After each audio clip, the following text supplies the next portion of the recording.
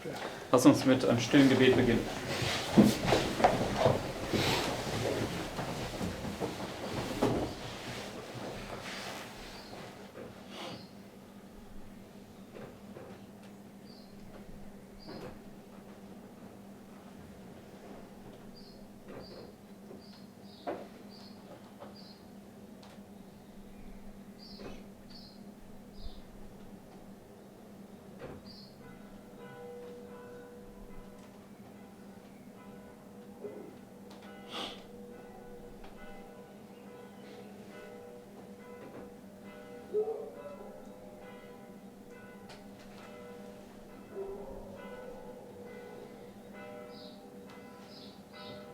Amen.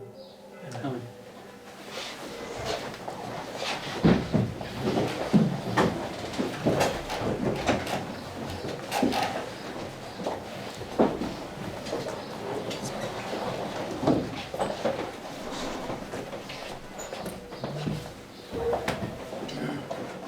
Just give me 1 second.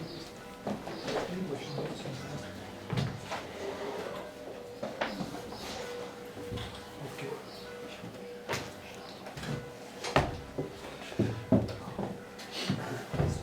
Okay, first of all, happy Sabbath, everybody. Zunächst einmal gesegneten Sabbat alle zusammen. And also welcome to our guests. Auch willkommen an unsere Gäste.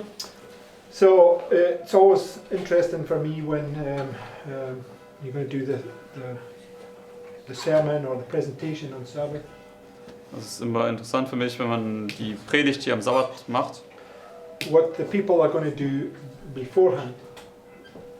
Und es ist auch immer interessant zu sehen, was die Leute, die davor präsentiert haben, alles so gemacht haben. It's always interesting to me how, you know, how very often these things are very much linked together, and it's like we'd already sort of talked about it beforehand, but there's never really much of that goes on. Und es ist interessant immer wieder zu sehen, dass wirklich diese Dinge dann, ohne dass man sich abgesprochen hat, sich gegenseitig harmonieren und ergänzen und man in der Predigt darauf aufbauen kann. So in the Sabbath school this morning, we're talking about these different fractals, the wheels within the wheels, right? In der Sabbatschule heute Morgen haben wir über die verschiedenen Fraktale gesprochen, die Räder in den Rädern. And speaking for myself, I've always been somebody that liked puzzles.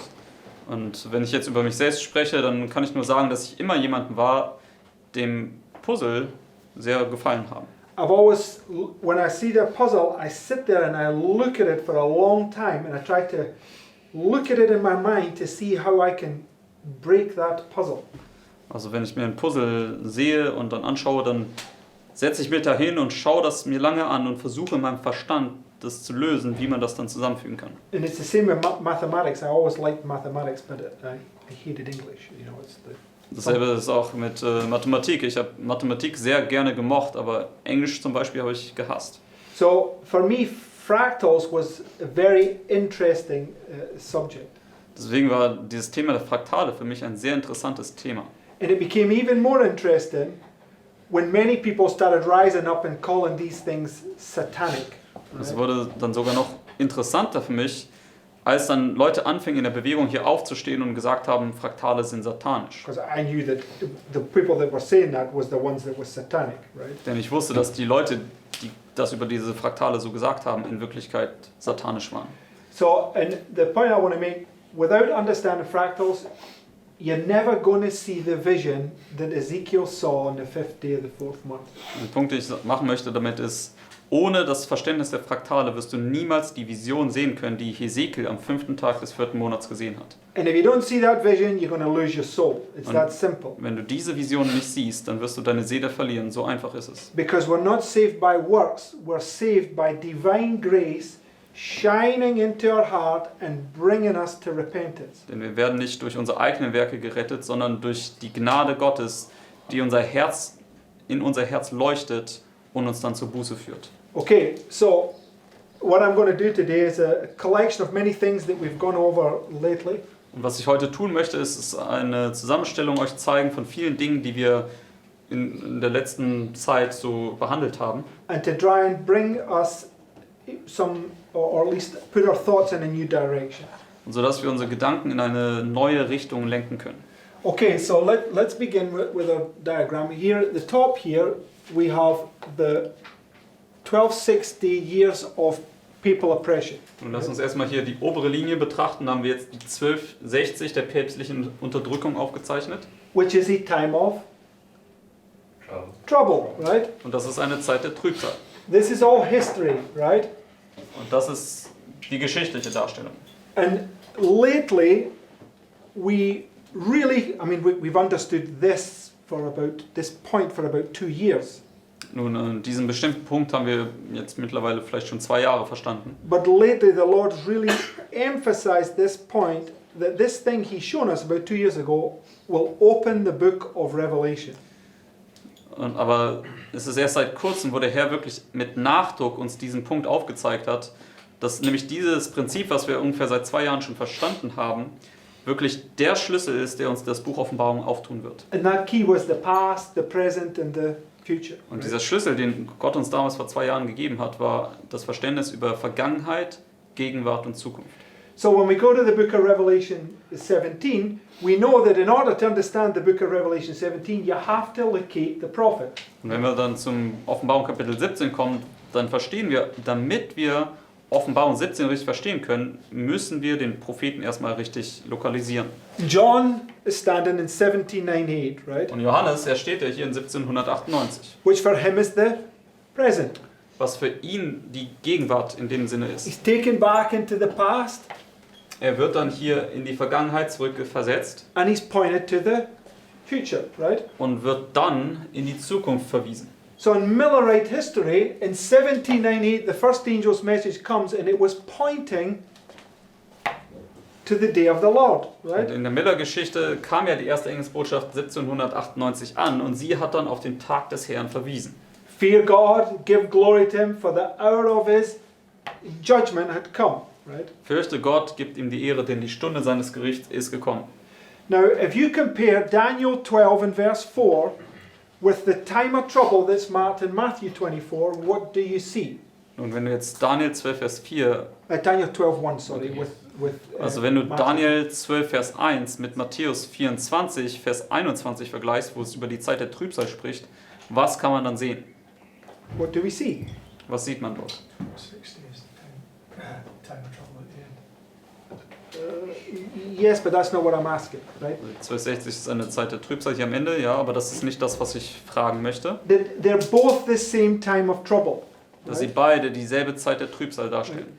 You can't have 2 times of trouble such as never been since the earth was. There's only one, Du right? kannst nicht 2 Zeiten der Trübsal haben, wo du sagen kannst, dass eine Zeit der Trübsal war, wie sie noch nie zuvor gewesen ist. Right? Das ist eine und dieselbe Sache. So this 1260s prefiguring this time of trouble, which is the day of the Lord, right? Also diese 1260 hier, sie schattet diese Zeit der Trübsal voraus, welche der Tag des Herrn ist.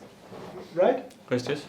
And in between that, you have a time of peace in order that the gospel goes forward before the 7 last plagues pour out. Right? Und zwischen den beiden Zeiten der Trübsale haben wir eine Zeit des Friedens, sodass dann das Evangelium hier vorwärts gehen kann, bevor der Tag des Herrn kommt. Right? Richtig? That's Millerite history, right? Das ist die Miller-Geschichte. They believed that right here on October 22nd, the Lord was coming to the earth to burn up the earth with fire, right? Sie haben geglaubt, dass hier am 22. Oktober der Herr tatsächlich wiederkommen würde, um die Erde mit Feuer zu verbrennen. Right? Richtig? Okay. So what you have is you have 2 times of trouble with the time of peace in the middle, where the message is going forward with great power, right? Was wir haben, ist 2 Zeiten der Trübsal mit einer Zeit des Friedens in der Mitte, wo dann die Botschaft vorwärts ging mit Kraft. So, in one sense, 1798 to 1844 is the little time of peace. Also Right? in einem Sinne, also in dieser Darstellung hier, ist 1798 bis 1844 eine Darstellung der Kleinzeit des Friedens. Right? He ended the time of trouble so that he could get the last warning message out before the close of probation came. Right? Also er hat hier diese Zeit der Trübsal abgeschnitten oder beendet, damit er jetzt die Botschaft vorwärts bringen kann, bevor in dem Sinne das Ende der Gnadenzeit kommen würde. Right? Richtig? Okay. So, big fractal, right? Das ist das große Fraktal. But when we come down to the next one, here we have 1798, 1844, now spread out, right? Aber wenn wir jetzt hier zur nächsten Linie kommen, da haben wir jetzt diese Zeit hier von 1798 bis 1844 ausgestreckt. Right. So 1798 to 1844 is a type that was pointing to the end of the world, right? Und 1798 bis 1844 war ein Typus, der auch auf das Ende der Welt hinweist. And when you bring all the lines together, you have these two times of trouble, right? Und wenn du alle Linien zusammenbringst, also die Reformlinien, dann wissen wir, haben wir diese zwei Zeiten der Trübsal hier. Right? Richtig? Pharaoh and Pharaoh, right? Pharao und Pharao. Everybody following. Kann jeder soweit folgen? And what do you have in the middle? Und was haben wir dann in der Mitte davon? A time of peace, Eine right? kleine Zeit des Friedens. Okay, because it's just the 1798 to 1844 is just a type. It's a pattern that the Lord wants us to take and bring it together to give us instructions for the end of the world. Deswegen 1798 bis 1844 ist einfach ein Muster, was er uns gegeben hat, das wir nehmen sollen und hier ans Ende der Welt setzen sollen. So you have typifying a time of trouble and a time of trouble, right? Das schattet hier also eine Zeit der Trübsal voraus und das hier ebenso. So what I did here is here I took the little time of peace and spread it out. Also was ich gemacht habe, ist, hier habe ich jetzt die kleine Zeit des Friedens genommen und sie ausgespannt. But here I'm going to take the time of trouble and spread it out. Aber in dieser Darstellung nehme ich jetzt die Zeit der Trübsal hier und werde sie ausspannen. And it shows the exact same thing, right? Und es zeigt uns letztendlich genau dasselbe. So what does it tell us about each one of these time periods? Was sagt uns das folglich über jede dieser Zeiten hier? There's trouble and peace going on at the same time. Yes, to some extent, but they're all a representation of the seven thunders, Sie sind alle eine Darstellung der sieben Donner. right? Because when you take this one, you have the seven thunders, right? Denn wenn du das hier nimmst und ausspannst, hast du die sieben Donner.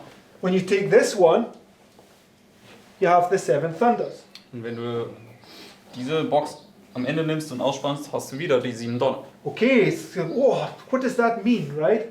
Und jetzt mag es sein, ja, was bedeutet das jetzt? But that's neither here nor there, right? The point is you just have to accept it. This is the way the Lord has shown us things that are far beyond human computation, right? Also, das ist jetzt erstmal im ersten Moment nicht so wichtig, sondern wir müssen erstmal schauen, dass der Herr uns das so zeigen möchte und das erstmal akzeptieren. Und dann können wir uns darauf einlassen, dass Gott uns etwas zeigen möchte, was weit über dem hinausgeht, was wir uns vorstellen können. Because when we come down to the Sunday law crisis, again we have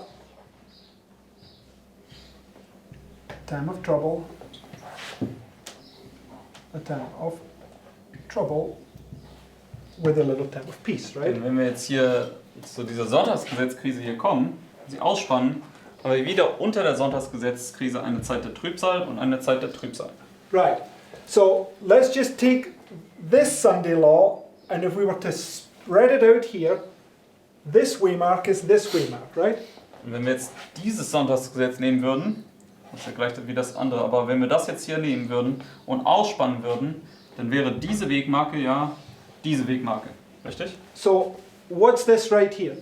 Und was stellt das hier dar? What happened in 1833? Was ist 1833 passiert? Falling of the stars, right? Die Sterne sind gefallen. Which is what? Was stellt das dar? The shaking of the heavens and the earth, Die right? Erschütterung des Himmels und der Erde. You went through this morning, right? You have the shaking of the earth, first time of trouble. Shaking of the heavens and the earth, second time of Das haben trouble. wir heute morgens ja an der Sabbatschule angeschaut. Wir haben erstmal die Erschütterung der Erde, erste Zeit der Trübsal. Erschütterung des Himmels und der Erde, zweite Zeit der Trübsal. And the first angel's message was pointing to the day of the Lord, which is the shaking of the heavens and the earth, right? Und auch hier in der Darstellung, die erste Engelsbotschaft hat auf den Tag des Herrn verwiesen. Der Tag des Herrn ist ebenso die Erschütterung des Himmels und der Erde. It's always showing us the same thing over and over, right? Es zeigt uns immer dasselbe, immer und immer wieder auf. The testimony of two is a thing established, right? Und basierend auf dem Zeugnis zweier ist eine Sache etabliert. Okay, just want to put those things in place. Now we're going to go to our notes. Ich wollte zuerst jetzt diese Punkte an den Platz setzen, jetzt können wir zu unseren Notizen kommen. I've posted them. They didn't arrive. They did arrive on my laptop. That's lied to me. Right, let me just quickly check that. Also die englischen sind irgendwie zwar gesendet worden, aber noch nicht angekommen. Aber das wird jetzt nochmal nachgeholt. I mean now. Deutsche Notizen sind schon Please da. forgive me. That's, you know why? Because I sent them to Jennifer and not to you. Right? Ich habe zu einer falschen Person gesandt. She was doing some things for me for this. Okay. Okay. Okay. Everybody there got notes? Hat jeder Notizen? Okay, let's begin. Revelation chapter 1, verse 10. Lass uns Offenbarung 1, Vers 10 und 11 anfangen. It says, I was in the Spirit on the Lord's day, and heard behind me a great voice as of a trumpet, saying, I am Alpha and Omega, the first and the last. What thou seest, write in a book, and send it unto the seven churches, which are in Asia, unto Ephesus, unto Smyrna, unto Pergamos, unto Thyatira, unto Sardis, unto Philadelphia, unto Laodicea. So what is John told to do here? Also was wird dem Johannes hier gesagt, was er tun soll? Right. To write what he sees in a book, right? Or what does it say? Yes, in a book, and send it to the seven churches. Er soll das, was er sieht, aufschreiben, und zwar in ein Buch, und das an die 7 Gemeinden schicken. Now, John represents somebody who's now having the revelation, right? Und Johannes stellt ja jemand dar, der jetzt die Offenbarung erhalten hat. He's at the where? Er steht wo? He's at the end. Er ist Right? am Ende. Er steht am Ende. Okay, so when you have these two Sunday laws, this is marking the end, right? Also wenn wir hier diese 2 Sonntagsgesetze haben, dann markiert das ja hier das Ende, richtig? The end of the Sunday law would be here, and the end of the Sunday law would be here, Das right? Ende dieses Sonntagsgesetzes ist hier und das Ende dieses Sonntagsgesetzes ist hier. Right? So whoever gets through and is faithful and stands at the end of their Sunday law crisis will receive this vision, right? Also wer immer auch hier am Ende der Sonntagsgesetzkrise als treu erfunden ist und an dieser Wegmarke steht, der wird dann auch diese Offenbarung hier erhalten. Okay, and when they have this vision, they're told to do what? Und wenn sie diese Vision bekommen haben, was wird ihnen aufgetragen zu tun? To write, Sie right? sollen es schreiben. And take it to whom? Und zu wem zu bringen? To the seven churches, An die 7 right? Gemeinden, To God's people, right? zu Gottes Volk. Go to Habakkuk chapter 2. Gehen wir zu Habakkuk Kapitel 2. It says, I will stand upon my watch and set me upon the tower, and will watch to see what he will say unto me, and what I shall answer when I am reproved. And the Lord answered me and said, Write the vision, and make it plain upon tables, that he may run that readeth it. For the vision is yet for an appointed time, but at the end it shall speak, and not lie. Though it tarry, wait for it, because it will surely come, it will not tarry. When's the vision going to speak?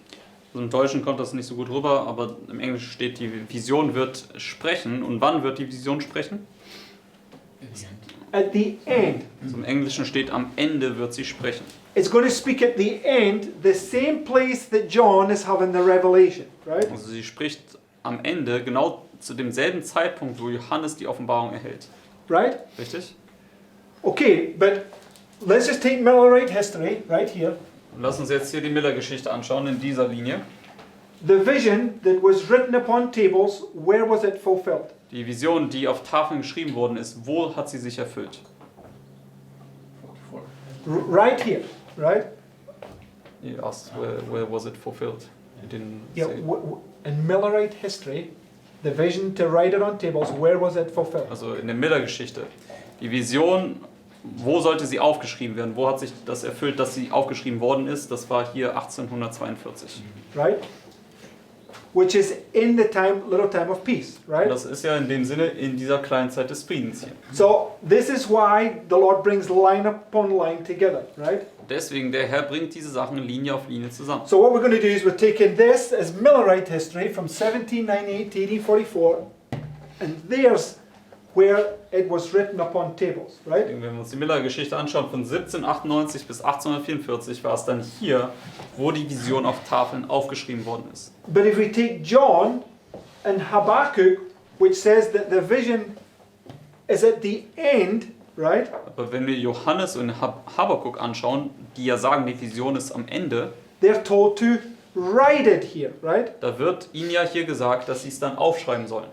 So they're told to write it here, but here it's written and it gets established, right?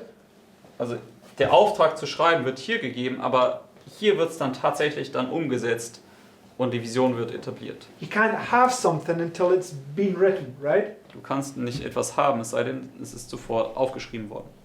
Right? You have to be given something before you can produce something, right? Also es muss dir erst etwas gegeben werden, bevor du etwas herstellen kannst. Okay, I just want to see that point. So right here, John and Habakkuk are told to write the vision, right? Also genau hier an dieser Wegmarke wird sowohl dem Johannes als auch dem Habakkuk aufgetragen, die Vision niederzuschreiben. And this is where it's going to begin to speak, right? Und das ist dann, wo es anfängt zu sprechen. Okay, so now go to this first quote from 19 MR, page 40. Gehen wir jetzt hier zum ersten Zitat aus 19 MR, Seite 40. It says, in the days of the early Christians, Christ came the second time. His first advent was at Bethlehem when he came as an infant. His second advent was at the Isle of Patmos when he revealed himself in glory to John the Revelator, who fell at his feet as dead. Now, where did John fall at his feet as dead in the Bible? Nun, wo ist Johannes wie tot zu den Füßen Jesu gefallen in der Bibel? Revelation chapter 1, right? Offenbarung Kapitel 1. Where John is told to write the vision in a book and give it to the church, right? Wo dem Johannes ja aufgetragen wird, die Vision in ein Buch zu schreiben und es dann an die Gemeinden zu senden. Right? Richtig? So, right here, right? At the end. Genau hier am Ende. Okay, and it says, Christ came the second time, Und Ellen White sagt hier, das war der Punkt, wo Christus das zweite Mal kam. right? Richtig? So at the end of your test, what do you receive? Am Ende deines Testes, was erhältst du? Okay, at the beginning of your test, what do you receive? Promise. Also, was war die Antwort? There's no rubbish, it's not about what I'm talking about. What do you get at the beginning, right here? Also, was erhältst du hier am Anfang? Wedding gown. Revelation, power, revelation, Yes, you okay. promise.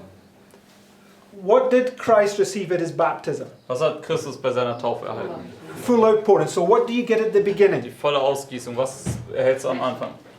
A measure, right? Da erhältst du eine Ausgießung in Maßen. So the former comes first, followed by the latter, right? Also der erste Regen kommt gefolgt vom späteren. How does Christ come to us? Wie kommt Christus zu uns?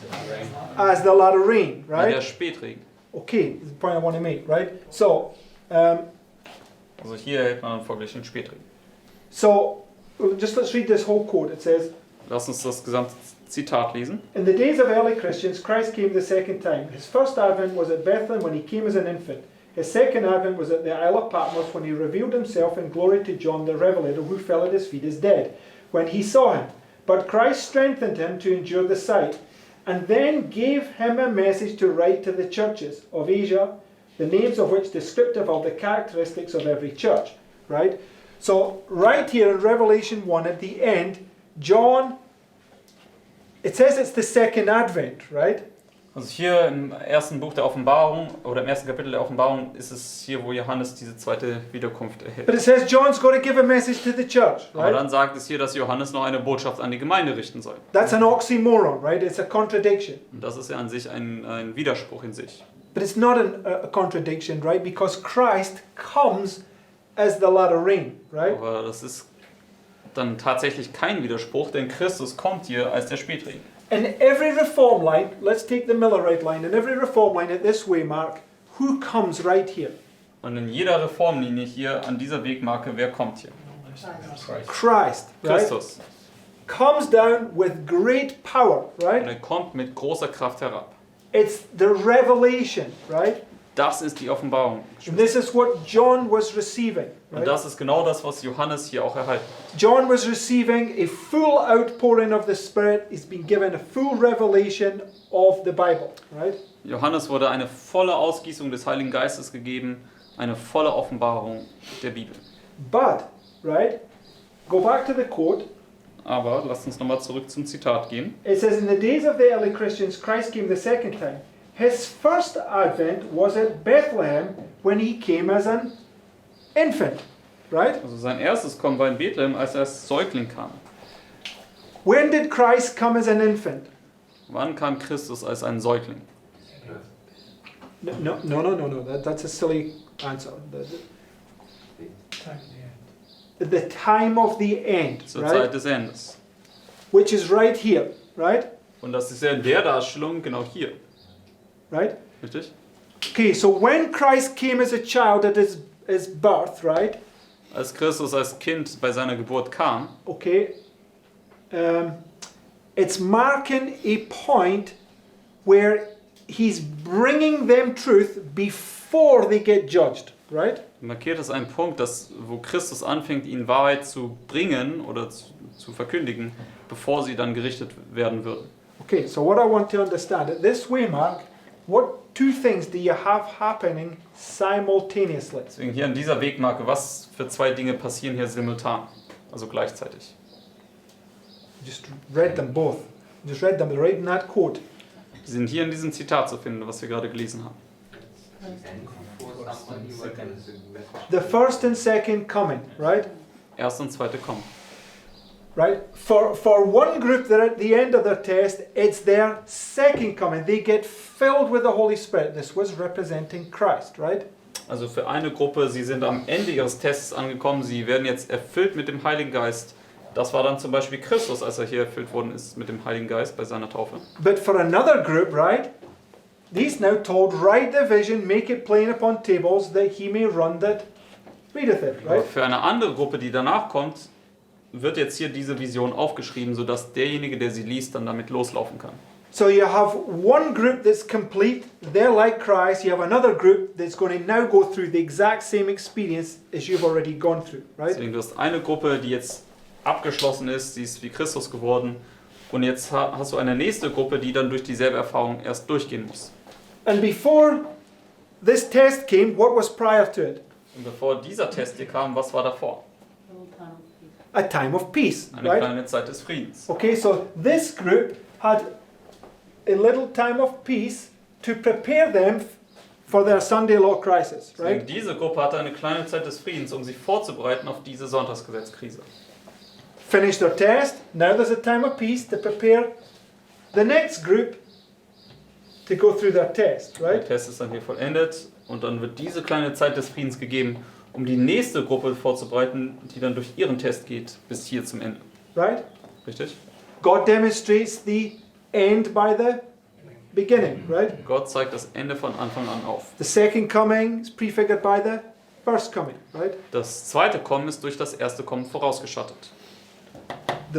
Both there at the same time, right? Two Beide different groups, sind right? in dieser Darstellung hier an derselben Marke markiert, ist es aber für zwei unterschiedliche Gruppen. And the point that I want you to see here is in this time of peace here, it's a message to the church, right? Aber was ich euch sehen lassen möchte, ist, dass in dieser kleinen Zeit des Friedens es eine Botschaft ist, die an die Gemeinde geht. Okay, the point I want to make is we are down in this fractal, right? Und der Punkt, den ich machen möchte, ist, wir befinden uns hier unten in diesem Fraktal. And we are right here. Und wir sind fetisch gesehen hier kurz vor Mitternacht. So if God is repeating the patterns line upon line upon line, what's about to be prefigured right here? Also wenn Gott die Muster wiederholt, Linie auf Linie auf Linie, was wird dann sich hier wohl abspielen als eine Vorausschattung? The same thing that was marked here, right? Dasselbe, was auch hier in der finalen Untersuchung in dieser Linie hier markiert ist. There's a prediction made that marks this point where the whole earth is filled with the glory of God, Es right? wird eine Vorhersage gemacht und dass hier dann die ganze Erde mit der Herrlichkeit Gottes erfüllt werden kann. Because in Millerite history, Josiah Litch predicted the fall of the Ottoman Empire, and the whole earth was filled with the glory of God. And from 1840 to 1844, there we have it there, 1840 to 1844, right? Denn Josiah Litch hat ja hier eine Vorhersage gemacht und als sie eintrat, am 11. August 1840, ist die ganze Erde mit der Herrlichkeit Gottes erleuchtet worden. Und zwar von 1840 bis 1844. Right? Es war eine herrliche Manifestation der Macht Gottes. I'm just taking it because in 1844, what began? Denn in 1844, was fing dort an?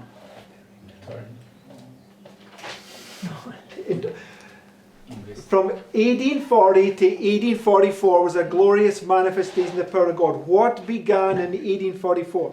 Also von 1840 bis 1844 war eine herrliche Manifestation der Macht Gottes. Und was fing am 22. Oktober 1844 an? The investigative judgment. Das Untersuchungsgericht. Okay. So, right here, the Millerites thought that this was the second coming, right? Also in der Darstellung haben ja die Milleriten geglaubt, dass hier der 22. Oktober schon die Wiederkunft wird. But what was it? Aber was war das? The investigative judgment. Es war das Untersuchungsgericht. And you have to see that, right? Und das ist, was wir sehen müssen. Okay.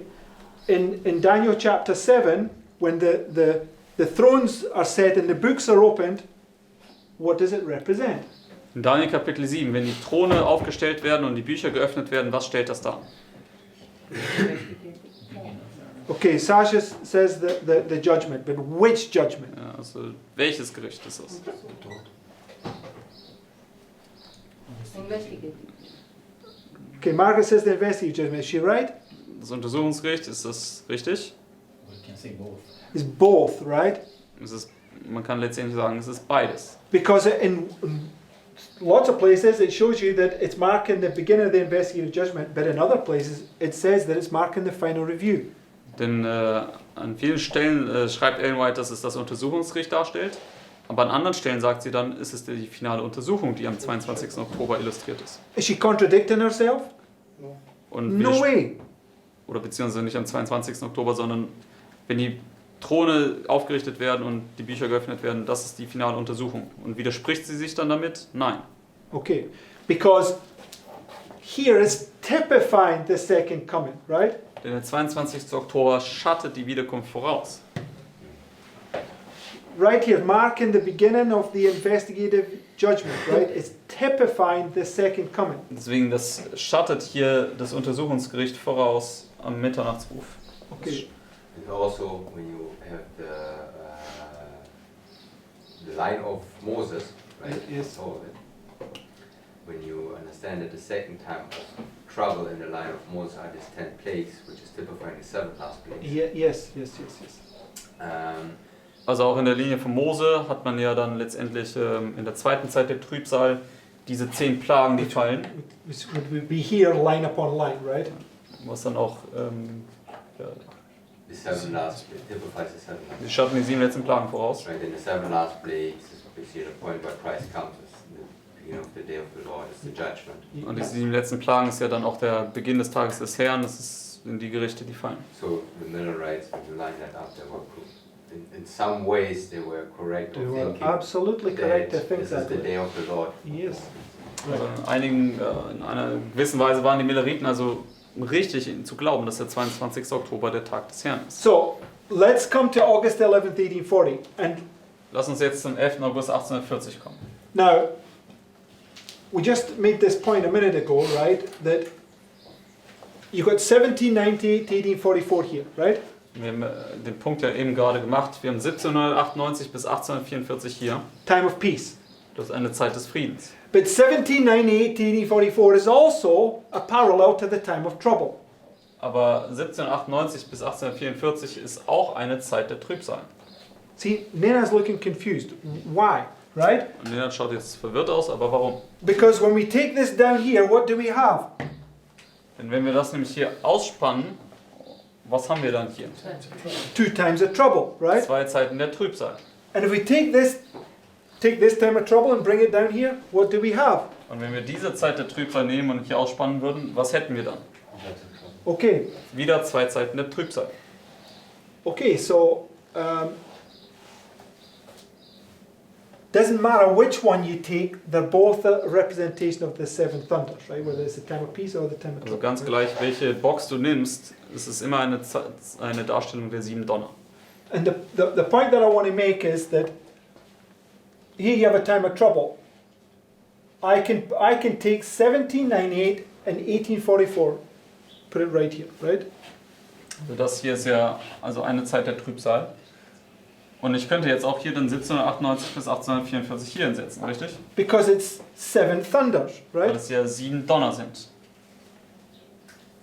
Repeating patterns, right? Different levels, smaller levels, smaller levels. It's the same pattern over and over, Das sind right? letztendlich die wiederholenden Muster, größeres Ebene, kleinere Ebene, immer wieder dasselbe. So I'm just taking this time of trouble and I'm spreading it out here. So you've got 1798 to 1844, Deswegen, right? ich nehme jetzt hier dieses Fraktal und strecke es aus und dann haben wir hier 1798 bis 1844.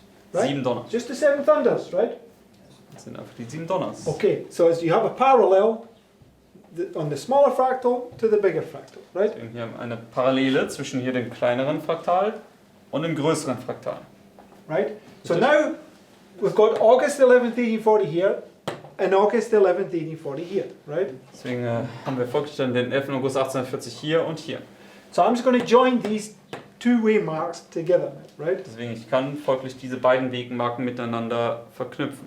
So let's deal Millerite history. Go to Revelation 10 Lass uns jetzt die Miller-Geschichte anschauen. Gehen wir zur Offenbarung 10. and verse 8. Offenbarung 10, Vers 8. It says, "And the voice which I heard from heaven spake unto me again and said, Go and take the little book which is open in the hand of the angel which standeth upon the sea and upon the earth. And I went unto the angel and said unto him, Give me the little book. And he said unto me, Take it and eat it up, and it shall make thy belly bitter, but it shall be in thy mouth sweet as honey. I took the little book out of the angel's hand and ate it up, and it was in my mouth sweet as honey, and as soon as I had eaten it, my belly was bitter."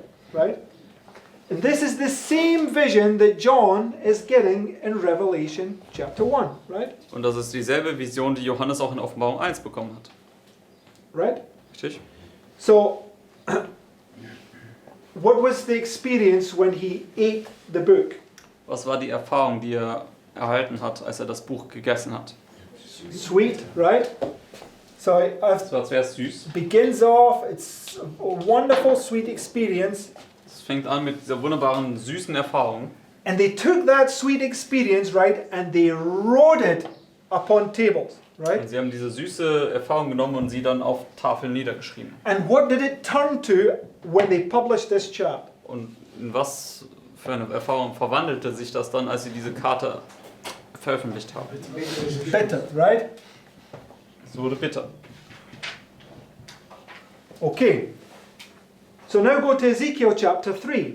Gehen wir jetzt zu Hesekiel Kapitel 3. Ezekiel chapter 3's having a parallel vision, but he's having that vision on the 5th day of the 4th month, which is midnight, right here. Also Hesekiels Erfahrung ist eine parallele Erfahrung dazu, aber er hat seine Vision am 5. Tag des 4. Monats, was er hier Mitternacht markiert. Right? Richtig? So you can see how they are parallel, right? Deswegen kann man sehen, wie das parallel ist. In verse 1, Hesekiel 1, Vers 1. that I put them in twice. I don't know why I've done that, but Maybe you wanted to put 1, 2, 3 from Ezekiel 1. no. I wanted to put I wanted to actually put verse 14 there, but it doesn't matter. It seems like when I've copied it, I've pasted here and it hasn't copied it properly, but that's okay. Ezekiel 3, 1 to 3. Also Hesekiel 3, Verse 1 bis 3. It says, "Moreover he said unto me, Son of man, eat that thou findest, eat this roll, and go speak to the house of Israel." So John was to eat the book, and then what was he to do? Also Johannes sollte das Buch essen und was sollte er damit machen? Who was he to speak to? Zu wem sollte er jetzt sprechen? The 7 churches, right? Zu den 7 Gemeinden, Linie für Linie gesehen. It's a parallel experience, right? Das ist eine parallele Erfahrung. Because was Ezekiel, when he saw this vision, was he humbled in the dust? Denn als Hesekiel die Vision sah, wurde er nicht da auch in den Staub gedemütigt? Yes. Ja. Was he now prophetically at the end of a time of trouble? War er jetzt prophetisch gesehen am Ende einer Zeit der Trübsal angekommen? Yes. Yes, because remember the vision, first testimonies, I saw a little time of trouble, then there was a time of peace, and then I saw another time of trouble, right? Dann erinnert euch an die Vision aus dem ersten Band der Zeugnisse. Ich sah, dass es erstmal eine Zeit der Trübsal gab, dann eine kleine Zeit des Friedens und dann diese nächste Zeit der Trübsal. And that's these 2 times of trouble marked in Matthew 24, Und das right? sind ja die beiden Zeiten der Trübsal, die auch in Matthäus 24 markiert sind. Shaking of the earth, Erschütterung der Erde shaking of the heavens and the earth. und die right? Erschütterung des Himmels und der Erde.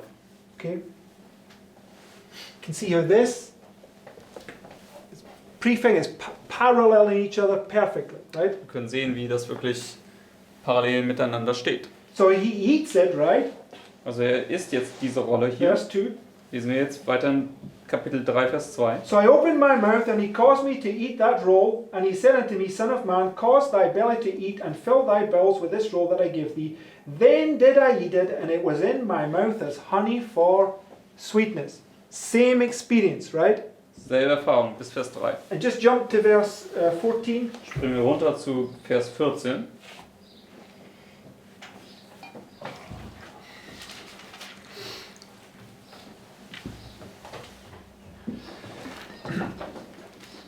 Because it says, So the Spirit lifted me up and took me away, and I went in bitterness. Right?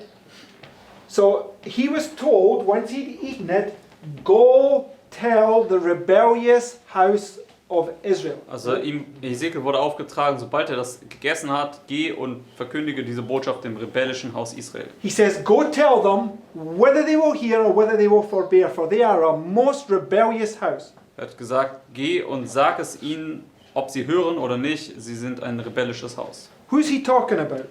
Über wen spricht er hier?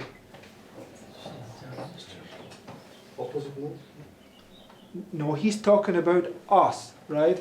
Er spricht über uns. He's talking about this little tiny praying, claiming to be praying company, right? Er spricht über uns, kleine, angeblich betende Schar. He's not talking about Jeff and all those people out there, Er spricht nicht über Jeff und all diese Leute da draußen, although they're very rebellious. auch wenn sie sehr rebellisch sind. He's not talking about the Seventh-day Adventist, Laodicean church. Er spricht nicht über diese 7-Tags-adventistische, laodizianische Gemeinde. And he's not talking about the world. He's talking about this little company that's had all this light poured upon them. Er spricht nicht über die Welt da draußen, sondern er spricht über diese kleine Schar, auf die all dieses Licht ausgegossen worden ist. And he says, go tell them, because they are a most rebellious house. Und er sagt, geh und sprich zu ihnen, denn sie sind ein allzu rebellisches Haus. He says, go and tell them, because they won't listen to me. Er sagt, geh und sprich zu ihnen, denn sie hören nicht auf mich. Okay? But you can see, right?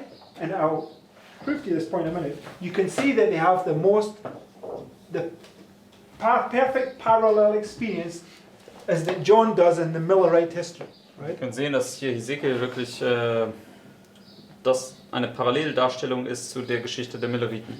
Okay? And in Millerite history, it was speaking to the movement, right? Und in der Miller-Geschichte war es eine Botschaft an die Bewegung. Okay? So, this will become clearer in a moment, right? Und das wird noch in einem Moment deutlicher werden. Now, myself and Brother Lawrence had some slight disagreements about where to place this next point. Und Bruder Mark und Bruder Lorenz hatten ein paar unterschiedliche Ansichten, wo wir diesen nächsten Punkt platzieren müssen. But it doesn't matter at this point. I understand that the pattern is exactly the same, right? Aber das ist jetzt nicht so sehr nicht so relevant momentan, denn ich weiß einfach, das Muster ist immer dasselbe. Okay, so I'm just we will cover this in a class later on this week, but I'm just taking the principle right here from these verses. Das werden wir noch in der Klasse demnächst thematisieren. Und ich möchte einfach nur diese Prinzipien dann rausnehmen. Okay, Esther 2 and verse 1. Und zwar Esther 2, Vers 1. It says, after these things, when the wrath of King Ahasuerus was appeased, he remembered Vashti and what she had done and what was decreed against her. So what has Ahasuerus just done to Vashti? Also was hat Ahasverus jetzt hier gerade mit Vashti getan? Yes, but okay, on a prophetic level, what's he done to her? Prophetisch gesehen, was hat er gerade mit ihr gemacht? He bypassed the church. Separated himself from the church. Okay, you were talking. I'm prophetic. You're talking in literal terms. No, I mean this is... He's judged her, right? It's on the line here. This right here marks the judgment, right? Er hat sie gerichtet. Auf der Linie markiert ja dieser Punkt hier das Gericht, richtig? This Sunday law test is judging a whole group of people. You get to this point and you're not cleansed of your sin, you're going to be judged. You're going to be, as Fleur says, you're going to be divorced, right? Also in dieser Zeit hier, in diesem Sonntagsgesetztest, wenn du dich hier nicht reinigst, dann wirst du letztendlich hier getrennt. So, the divorcement in a prophetic sense of Vashti is complete right here, right? Also die Trennung von Vashti ist dann hier abgeschlossen. So on August 11th, 1840, we want to show that this began the parable of the 10 virgins. Am 11. August 1840, das markiert ja den Beginn des Gleichnisses der 10 Jungfrauen. And we'll see this because, go to verse 2. Und das werden wir sehen, wenn wir jetzt zu Vers 2 gehen. Then said the king's servants that ministered unto him, let there be fair young virgins sought for the king, and let the king appoint officers in all the provinces of his kingdoms, that they may gather together all the fair young virgins unto Shushan the palace, to the house of the women, unto the custody of Hegi the king's chamberlain, keeper of the women, and let their things for purification be given them. So somebody here in the kingdom of Ahasuerus is appointed now a job to gather, right? Also jemand hier im Königreich von Ahasverus wird jetzt dieser Job beauftragt, dass er jetzt hier diese Jungfrauen sammeln soll. When Christ was baptized here and filled with the Holy Spirit, what did he immediately begin to Also do? als Christus hier getauft worden ist und mit dem Heiligen Geist erfüllt worden ist, was hat er sofort angefangen zu tun? He gathered 5 disciples, right? Er hat angefangen, 5 Jünger zu sammeln. Okay, so he begins to gather his disciples. Millerite history, the virgins began to be gathered. Also er fängt jetzt hier die Jünger an zu sammeln und in der Miller-Geschichte, die Jungfrauen wurden hier gesammelt. And it says that when they're gathered, they're to be given things that are going to purify them, right? Das sagt ja, dass wenn sie dann gesammelt werden, dann werden ihnen Dinge gegeben, mit denen sie gereinigt werden sollen. So if they're given things for purification, what does it mean that they're not? Also wenn ihnen Dinge gegeben werden, um sich zu reinigen, was bedeutet das? Wie war ihr Zustand zuvor? Means you're impure, right? Das bedeutet, du bist immer noch unrein davor gewesen. Okay, verse 12. Gehen wir jetzt zu Vers 12. Now when every maid's turn was come to go into King Ahasuerus, after that she had been 12 months, according to the manner of the women, for so were the days of their purifications accomplished, to wit, 6 months with oil of myrrh, bitterness, and 6 months with sweet odours, there's the sweetness, and with other things for the purifying of the women. So, what 2 things did they need in order to purify them? Also hier hat man jeweils das Susie, what Süße 2 und das things did they need? Bittere. Was waren die 2 Dinge, die sie brauchten, um gereinigt zu werden?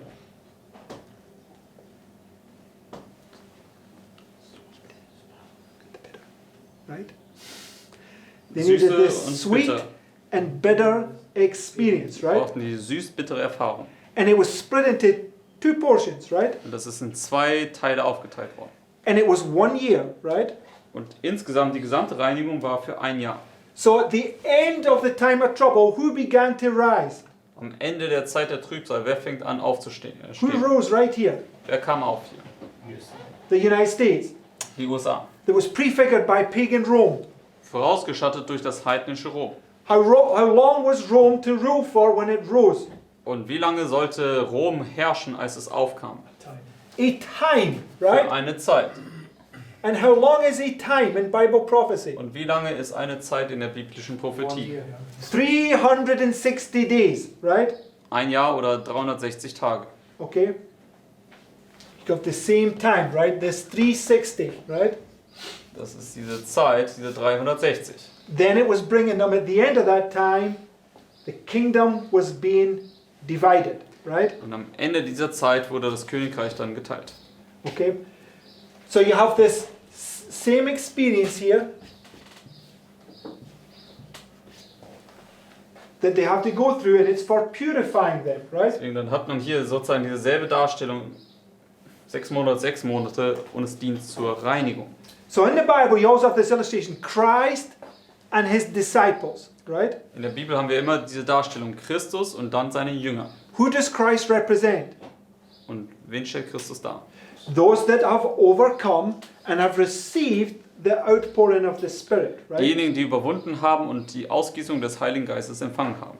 And they then are going to gather in other people, the disciples, and so that they can have the same experience, right? Und sie sollen dann vorwärts gehen und weitere Jünger hinzusammeln, sodass sie dann dieselbe Erfahrung haben können. You can't give what you don't have, right? Das Prinzip ist, du kannst nichts weitergeben, was du nicht zuvor selbst empfangen hast. Right? That's why you've got to tarry in Jerusalem until you receive the power from on high, right? Deswegen sollst du in Jerusalem verbleiben, bis du die Kraft aus der Höhe bekommen hast. So, prophetically speaking, for one group, the tarrying time ends here. They get filled with the Spirit. For another group, it's going to, well, I mean, tarrying time begins here, but the point is for one group, the tarrying times ended, and they have tarried until they received the power from on high, right? Für eine Gruppe endet hier die Verzögerungszeit und sie haben hier verweilt in Jerusalem, bis sie die Kraft aus der Höhe bekommen haben. Now they're able to go and give what they didn't have before. Nun right? sind sie in der Lage, vorwärts zu gehen und das weiterzugeben, was sie zuvor noch nicht gehabt haben. Okay, next quote. Nächstes Zitat.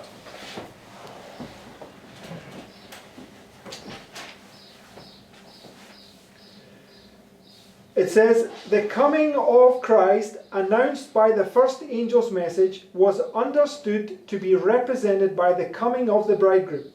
The widespread Reformation, under the proclamation of his soon coming, answered to the going forth of the virgins. And that was fulfilled on August the 11th, AD 40, where the message, the first angel's message, went forward with great power. Right? Also das, was wir in den ersten paar Sätzen gelesen haben, das war der 11. August 1840, wo die Botschaft jetzt mit großer Kraft vorwärts ging. So the parable of the 10 virgins, right? You can mark the going forth of the virgins that brings them down to this first separation right here. Also im Gleichnis der 10 Jungfrauen kann man dann hier markieren, wie die Jungfrauen losgehen und das bringt dich zur ersten Trennung genau hier. Okay, so let's read. It says, Lass uns weiterlesen. in this parable, as in that of Matthew 24, two classes are represented. All had taken their lamps, the Bible, and by its light had gone forth to meet the bridegroom. But while they that were foolish took their lamps and took no oil with them, the wise took oil in their vessels with their lamps. The latter class had received the grace of God, the regenerating, enlightening power of the Holy Spirit, which renders his word a lamp to the feet and a light to the path. In the fear of God they had studied the Scriptures to learn the truth, and had earnestly sought for purity of heart and life. So they did two things. What was it? Zwei Dinge gemacht. Was war das? They studied the Scriptures, Sie haben die Schriften studiert and they sought for purity of their heart, right? und sie haben nach Reinheit des Herzens getrachtet. It says, these had a personal experience, a faith in God and in His Word, which could not be overthrown by disappointment and delay. Others took their lamps and took no oil with them. They had moved from impulse. Their fears had been excited by the solemn message, but they had depended upon the faith of their brethren, satisfied with the flickering light of good emotions, without a thorough understanding of the truth or a genuine work of grace in the heart. These had gone forth to meet the Lord, full of hope in the prospect of immediate reward. But they were not prepared for delay and disappointment. When trials came, their faith failed and their lights burned dim. So if you don't have a thorough understanding of the truth and seeking for your heart to be pure, when the trial comes, you're going to be like Peter and you're going to fall. Also wenn du kein klares Verständnis der Wahrheit hast und nicht danach trachtest, dein Herz zu reinigen, dann wird dein Glaube versagen in der Prüfung, genauso wie bei Petrus. Okay, so now let's go to this next quote from early writings. Lass uns nun zum nächsten Zitat hier aus Frühe Schriften kommen.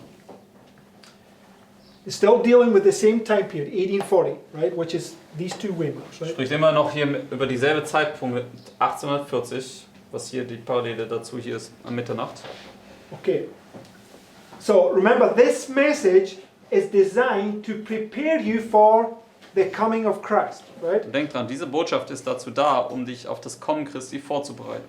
So John, Habakkuk, and Ezekiel, they're all given a message to prepare them for the coming of Christ, right?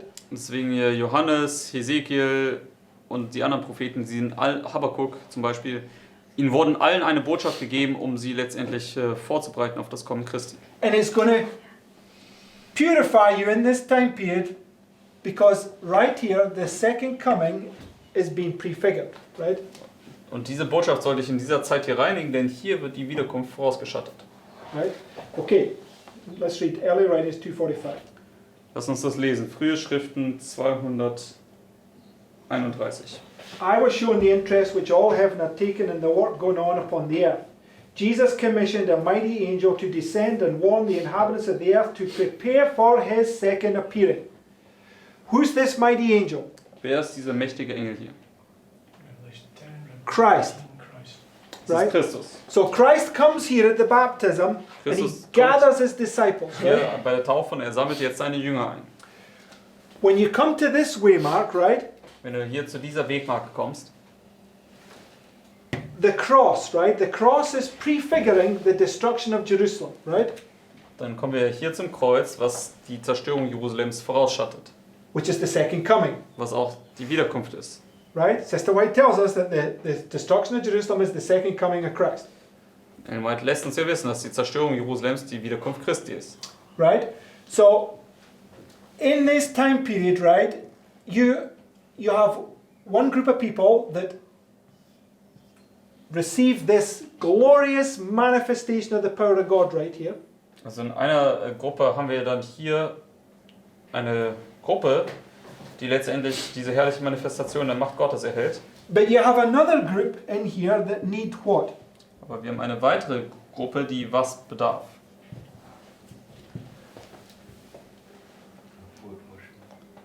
Okay, they need Die a foot washing, right? Fußwaschung. Who washed their feet? Und wer hat ihre Füße gewaschen? Christ. Christ. Das war Christus. So Christ washed the disciples' feet. It was all one group, right? Christus hat die Füße der Jünger gewaschen, das war alles eine Gruppe. So the one that receives this glorious vision, that's giving it to the other, it's all one group of people, right? Deswegen diejenigen, die hier diese herrliche Vision erhalten und sie dann an die anderen weitergeben, ist alles eine Gruppe von Leuten. They've been together the whole time. Sie waren die gesamte Zeit zusammen. Okay. The closed door right there, right? Die geschlossene Tür genau hier. No distractions, please. Closed door right here, Die geschlossene Tür genau hier an der finalen Untersuchung. right? Yes. Closed door right here. Und dann gibt es auch hier eine geschlossene Tür hier. Whose door gets closed here? Und wessen Tür geht hier Mitternacht zu? Who's not allowed to partake of the foot washing? Wem wird es nicht erlaubt werden, hier in der Fußwaschung teilzunehmen? Those who are open. Open rebellion, right? The daily. Das ist diese offene Rebellion. The daily is going to end right here, right? Das tägliche, das wird hier zum Ende kommen. Right? But if you've got secret rebellion, means it's stuff that you're struggling with in your heart, you still have an opportunity to get your foot washed. Aber right? wenn du verborgene Rebellion hast, also Dinge, mit denen du im Herzen noch kämpfst, ohne dass jemand anderes das weiß, dann hast du hier noch eine Möglichkeit, da zu überwinden. You're going to be given things for purification, right? Dir wird dann in dieser Zeit hier Sachen der Reinigung gegeben. Right? Richtig? Because remember, at midnight cry, whose voice do they hear? Denn denk dran, am Mitternachtsruf, wessen Stimme hören sie dort? The bride and the bridegroom, right? Die Stimme der Braut und des Bräutigams. Because these people here that have this experience, they're already married. Denn diese Leute hier, die hier diese Erfahrung bereits schon haben, die sind bereits verheiratet. Therefore, they're giving the message. Therefore, you hear the voice of the bride, right? Deswegen, sie geben bereits hier schon die Botschaft, deswegen hörst du hier dann die Stimme der Braut. But the bridegroom wants you to come to him. He wants to marry you also, right? Aber der Bräutigam kommt dann zu dir und möchte dich dann auch noch heiraten. So the Lord's going to take you through this bittersweet experience, right? In order that you can have on the wedding garment right here and all be one group of people, right? Deswegen, der Herr führt dich dann hier durch diese süß-bittere Erfahrung hindurch, sodass du dann hier auch das Hochzeitsgewand haben kannst und wir alle als eine Gruppe dann vereint sind. Christ, which is a combination of the human and the divine, is going to wash the feet of all those that have these secret sins in their heart, right? Christus, der ja diese Verbindung von Göttlichkeit und Menschlichkeit darstellt, er wird kommen und all derer Herzen waschen, die noch verborgene Sünde in ihrem Herzen hegen. So basically the people that receive this glorious vision here and give the message, the other people, if they receive the message and it cleanses their hearts, they're all going to be one right here, all with the wedding garment on, right? Deswegen diejenigen, die hier die Botschaft erhalten und die dann weitergeben, diejenigen, die die Botschaft erhalten und dadurch ihr Herz reinigen lassen, die werden dann alle letztendlich zu einer Gruppe vereint sein hier und das Hochzeitsgewand tragen. Or they're going to be like Judas and refuse because they are the most rebellious house, right? Oder sie werden sein wie Judas und diese Botschaft verwerfen, weil sie, wie wir in Hesekiel gelesen haben, dieses allzu rebellische Haus sind. Because the Jews said, I will not have this man to rule over me. Denn die Juden haben ja zu Jesus gesagt, wir wollen nicht, dass dieser Mensch über uns herrscht. In fact, in Luke 19 it says they hated him, right? Und in Lukas 19 sagt es sogar, dass sie ihn gehasst haben. And he was talking about his own people, right? Und da sprach er über sein eigenes Volk. Okay, so this next quote from early writers 2:45.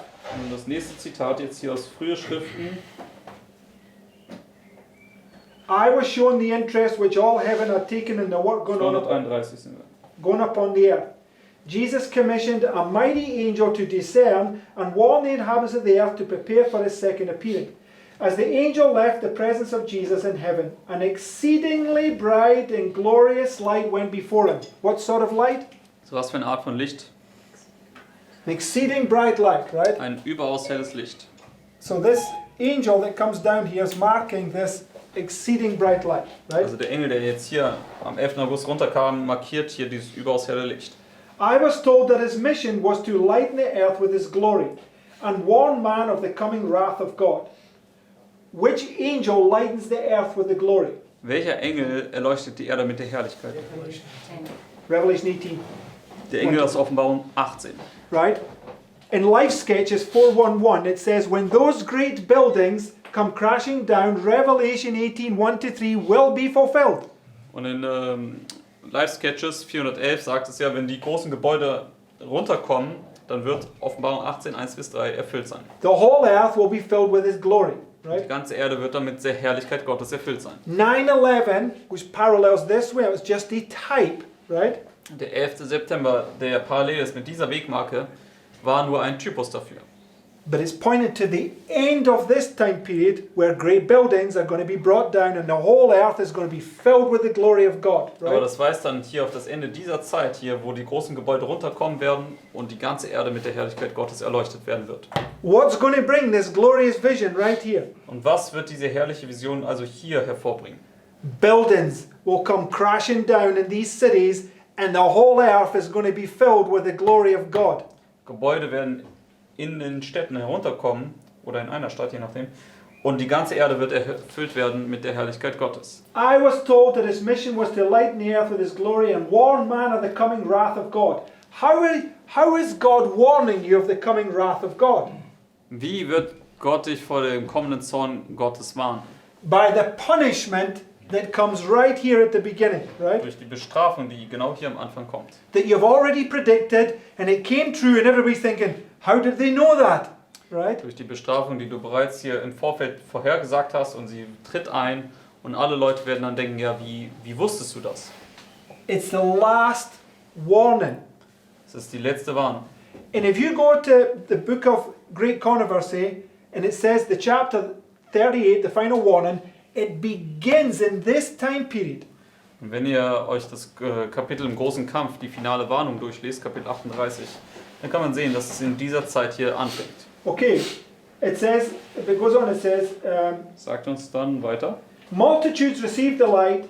Some of these seemed to be very solemn, while others were joyful and enraptured. All who received the light turned their faces toward heaven and glorified God. Though it was shed upon all, so it's shed upon everybody, Also es wird hier auf alle ausgegossen. some merely came under its influence but did not heartily receive it. Many were filled with great wrath. Ministers and people united with the vile and stoutly resisted the light, shed by the mighty angel. But all who received it withdrew from the world and were closely united with one another. Okay? So ultimately, that quote is talking about on this fractal, right? Also letztendlich dieses Zitat spricht über dieses Fraktal hier. This would be the time where because we are dealing internally in this movement here, but here is dealing with the next group, the churches, right? Also hier handeln wir intern in dieser Bewegung, aber hier handeln wir dann mit der nächsten Gruppe, den Gemeinden. Yes, because it's going finished one group and it's now going to the next group, right? If this is the Silver Sunday Law and this is Sunday, right?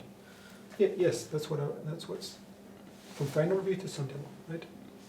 Yes. Silver Sunday Law to Sunday Law. Yes. Finish with the church. Yes, but it's still they're still Same principle. same principle. They become the churches, That right? little time of peace there would be the little time of peace before the first Sunday law. Also letztendlich ist es ja dasselbe Prinzip, zivile Sonntagsgesetz bis zum Sonntagsgesetz oder hier finale Untersuchung bis zum Sonntagsgesetz.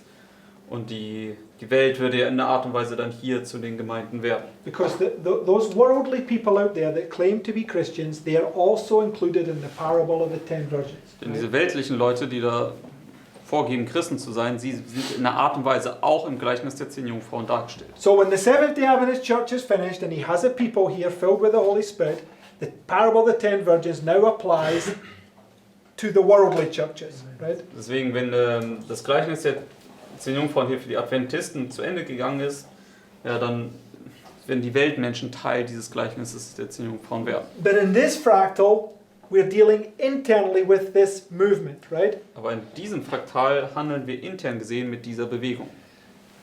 Finished dealing with this group right here. There's a last warning for the people before they go into their final test, right? Also hier mit dieser Gruppe wird jetzt hier eine Art und Weise zumindest für einige hier zum Abschluss kommen.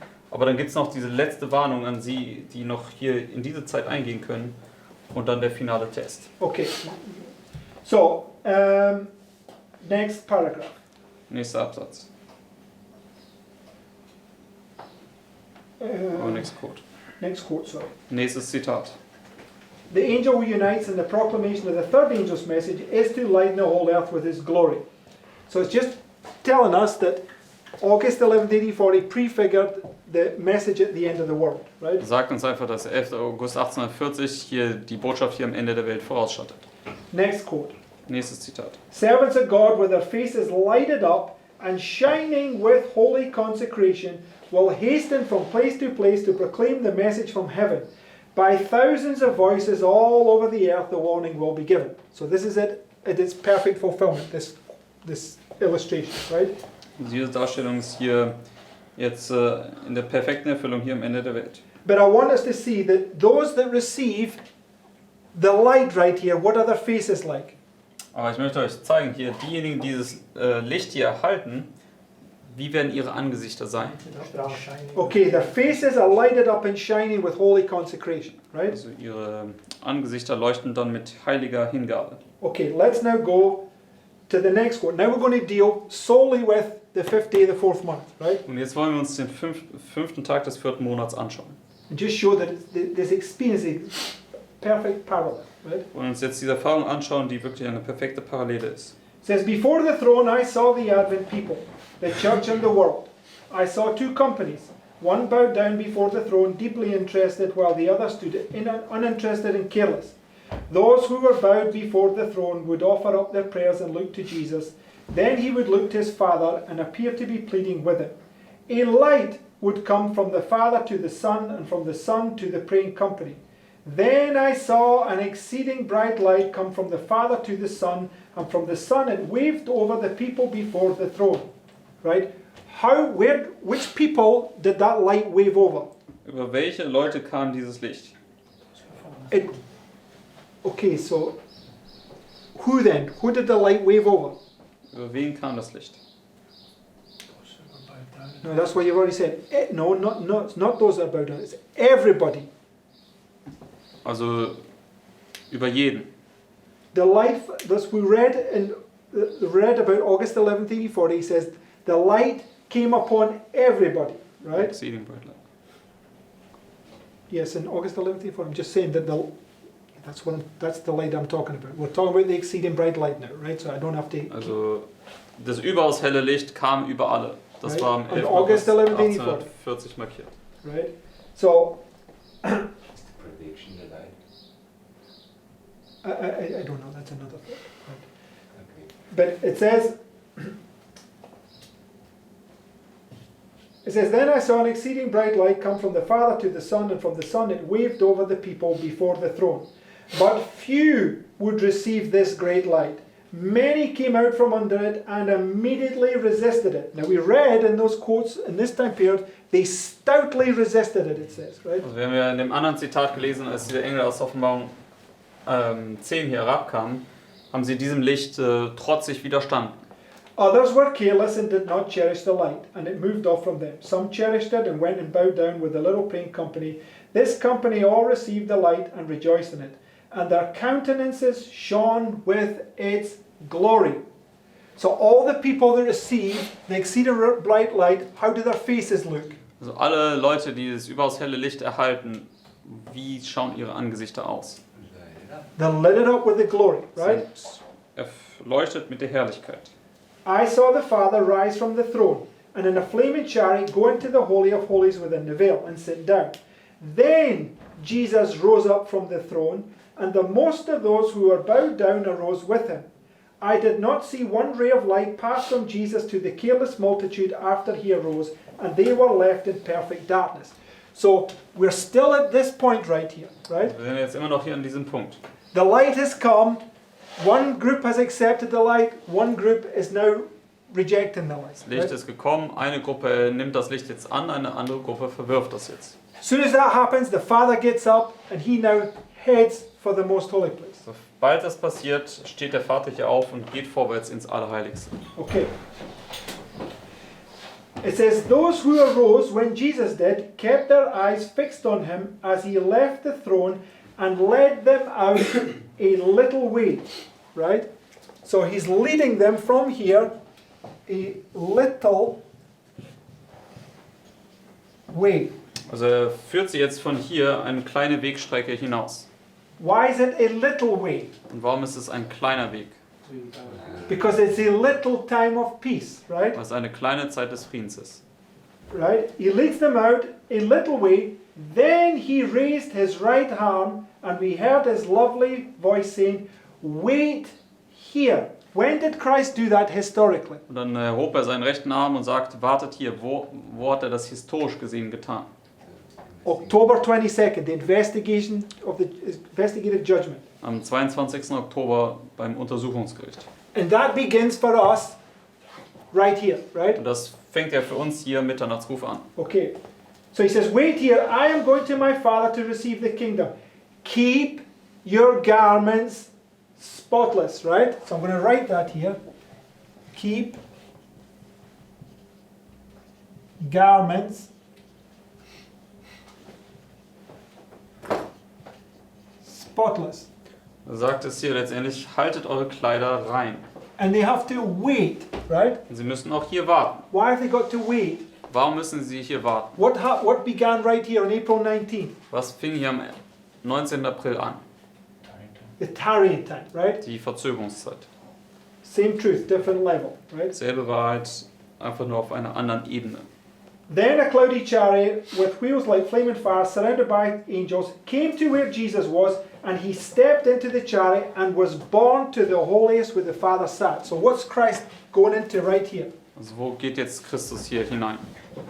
He's going into the most holy, and he's going to begin the investigative judgment, right? Er tritt jetzt ins Allerheiligste an und fängt das Untersuchungsgericht an.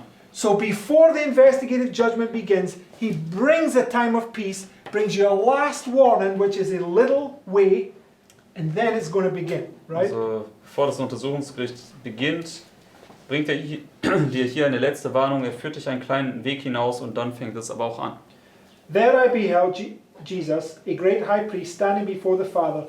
On the hem of his garment was a bell and a pomegranate, right? So he begins the investigative judgment after Christ leads them out a little way, right? Also er fängt das Untersuchungsgericht an, nachdem er sie eine kleine Wegstrecke hinausgeführt hat. Okay, different thought I want to place on this bottom line, right? Nun einen weiteren Gedanken, den ich jetzt hier auf diese untere Linie hin platzieren möchte. So I'm going to parallel the sixth seal with the sixth trumpet.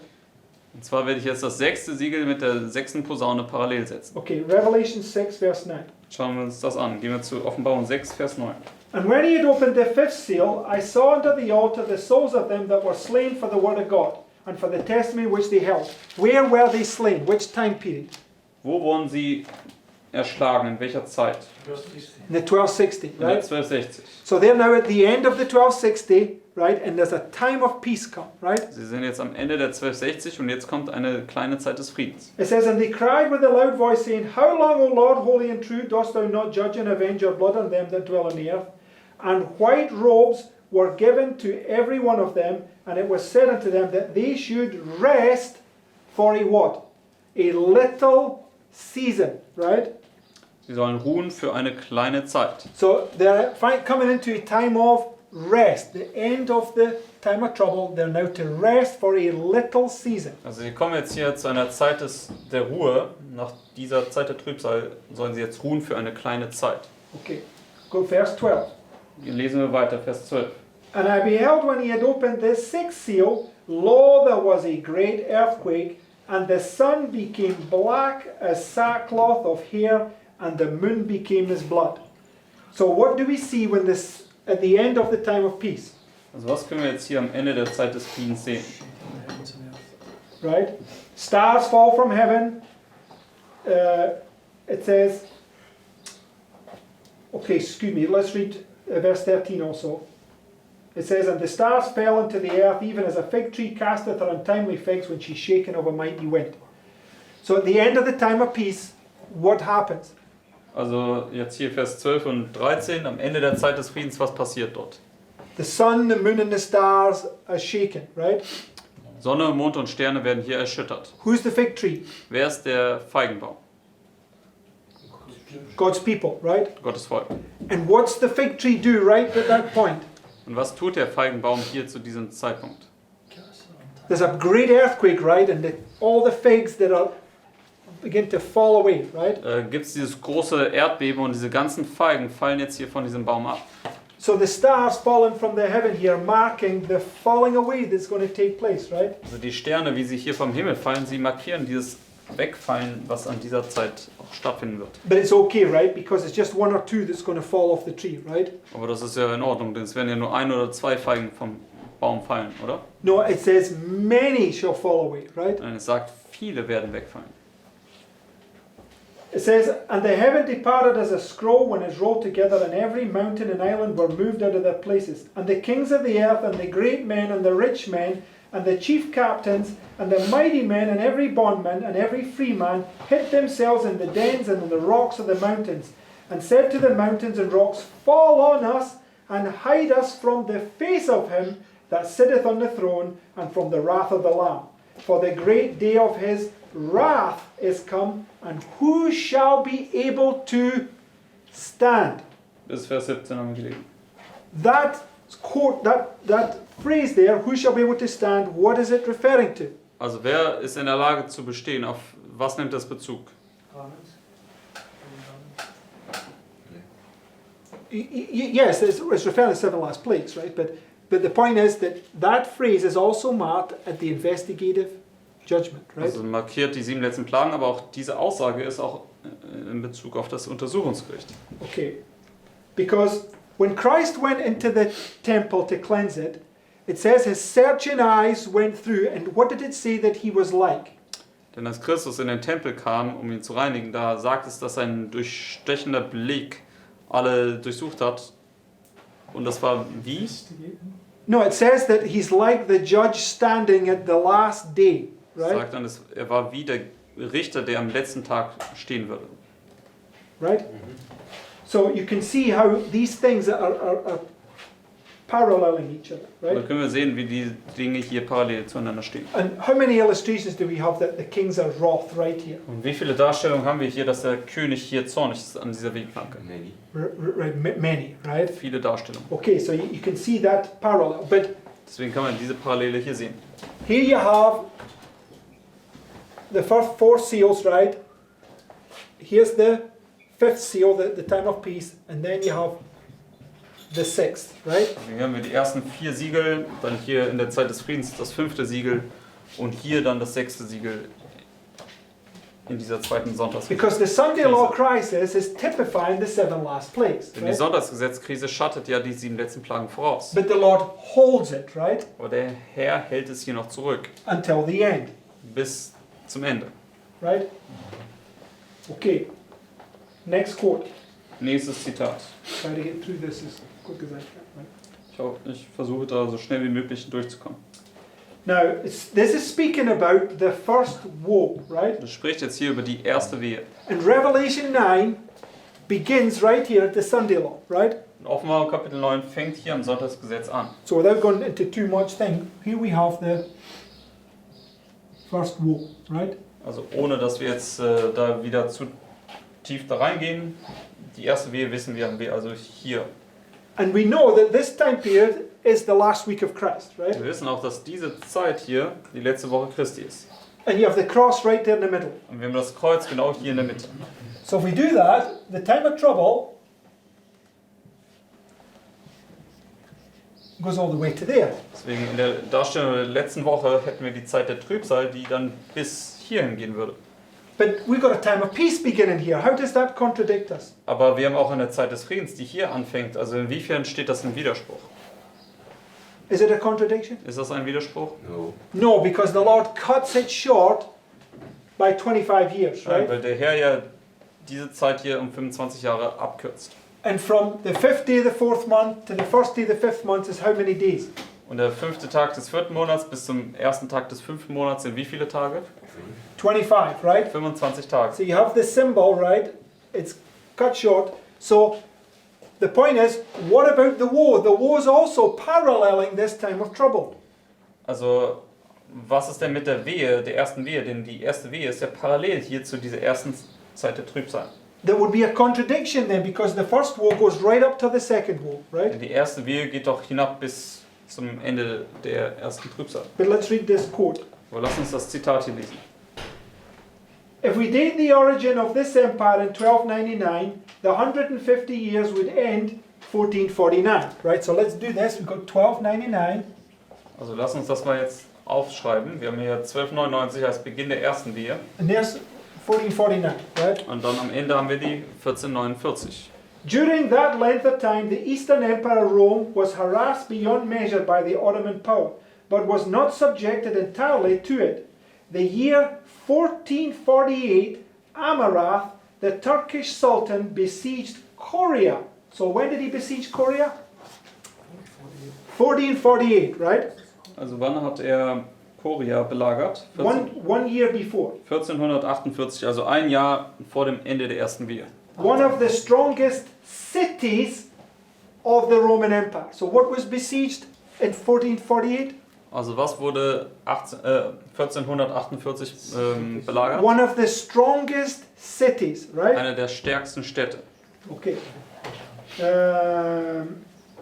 just wait for my place. The end of the 5 months would come the next year. We should naturally look for some great defeat of the Christian emperor's army. But was it so?